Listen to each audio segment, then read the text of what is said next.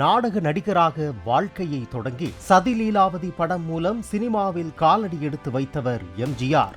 மந்திரகுமாரி, மலைக்கள்ளன் போன்ற படங்கள் மூலமாக தமிழக ரசிகர்களின் மனங்களில் இடம் பிடித்தார் எம்ஜிஆர். அண்ணாவின் மறைவுக்கு பின் கட்சியில் ஏற்பட்ட முரண்பாடு காரணமாக புதிய கட்சியை நிறுவிய எம்ஜிஆர் தமது திரைப்படங்கள் வாயிலாக தொடர்ந்து அரசியல் கருத்துக்களை மக்களிடம் கொண்டு சென்றார்.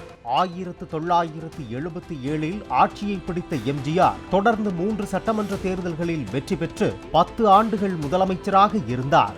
பள்ளி குழந்தைகளுக்காக அவர் கொண்டு வந்த சத்துணவு திட்டம் இன்று வரை நீடித்து வருகிறது.